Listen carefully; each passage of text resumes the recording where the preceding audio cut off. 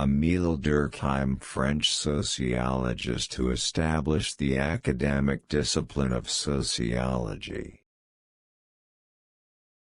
It is too great comfort, which turns a man against himself.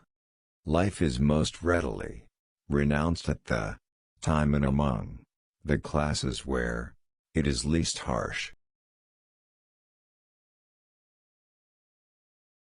The fundamental proposition of the a priorist theory is that knowledge is made up of two sorts of elements, which cannot be reduced into one another, and which are like two distinct layers superimposed one upon the other. Men have been obliged to make for themselves a notion of what religion is, long before the science of religion started its methodical comparisons. From the physical point of view, a man is nothing more than a system of cells, or from the mental point of view, than a system of representations. In either case, he differs only in degree from animals. Religious phenomena are naturally arranged in two fundamental categories: beliefs and rites. The first are states of opinion and consist in representations. The second are determined modes of action. Religious representations are collective representations, which express collective realities. Whoever makes an attempt on a man's life, on a man's liberty, on a man's honor, inspires us with a feeling of horror in every way analogous to that which the believer experiences when he sees his idol profaned. Faith is not uprooted by dialectic proof. It must already be deeply shaken by other causes to be unable to withstand the shock of argument. Sadness does not inhere in things. It does not reach us from the world and through mere contemplation of the world. It is a product of our own thought. We create it out of whole cloth. The liberal professions, and in a wider sense, the well-to-do classes, are certainly those with the liveliest taste for knowledge and the most active intellectual life. By definition, sacred beings are separated beings. That which characterizes them is that there is a break of continuity between them and the profane beings. One cannot long remain so absorbed in contemplation of emptiness without being increasingly attracted to it. In vain, one bestows on it the name of infinity. This does not change its nature. There are two types of men, the great and the small. That men have an interest in knowing the world which surrounds them, and consequently that their reflection should have been applied to it at an early date, is something that everyone will readily admit. It is science, and not religion, which has taught men that things are complex and difficult to understand. Our whole social environment seems to us to be filled with forces which really exist only in our own minds. Reality seems valueless by comparison with the dreams of fevered imaginations, reality is therefore abandoned. A person is not merely a single subject, distinguished from all the others.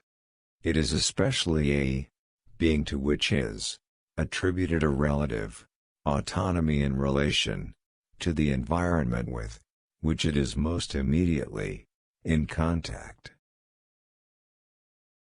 If religion has given birth to all that is essential in society, it is because the idea of society is the soul of religion.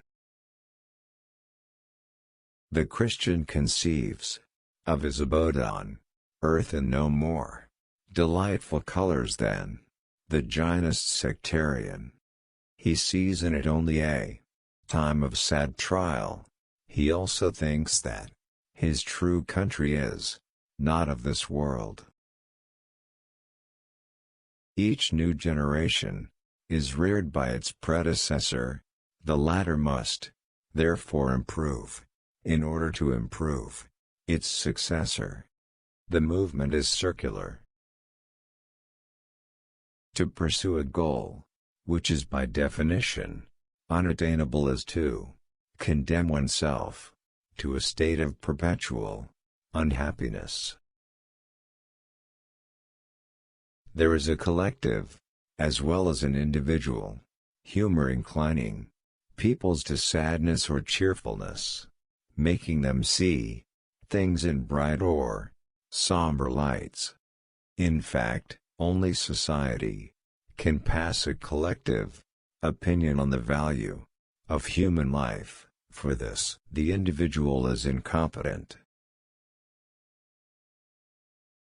It is inadmissible that systems of ideas, like religions, which have held so considerable a place in history, and to which, in all times, men have come to receive the energy which they must have to live, should be made up of a tissue of illusions. The human person, whose definition serves as the touchstone, according to which good must be distinguished from evil, is considered as sacred in what one might call the ritual sense of the word. It has something of that transcendental majesty which the churches of all times have given to their gods. The roles of art, morality, religion, political faith, science itself are not to repair organic exhaustion, nor to provide sound functioning of the organs. All this superphysical life is built and expanded not because of the demands of the cosmic environment, but because of the demands of the social environment. A society whose members are united by the fact that they think in the same way in regard to the world and its relations with the profane world, and by the fact that they translate these common ideas into common practices, is what is called a church. In all history, we do not find a single religion without a church. Each victim of suicide gives his act a personal stamp, which expresses his temperament, the special conditions in which he is involved, and which, consequently, cannot be explained by the social and general causes of the phenomenon. The individual can maintain himself in a society definitely organized only through possessing an equally definite mental and moral constitution. This is what the neuropath lacks. His state of disturbance causes him to be constantly taken by surprise by circumstances. Man seeks to learn and man kills himself because of the loss of cohesion in his religious society. He does not kill himself because of his learning. It is certainly not the learning he acquires that disorganizes religion, but the desire for knowledge wakens because religion becomes disorganized. A monomaniac is a sick person whose mentality is perfectly healthy in all respects, but he has a single flaw, clearly localized. At times, for example, he has an unreasonable and absurd desire to drink or steal or use abusive language, but all his other acts and all his other thoughts are strictly correct.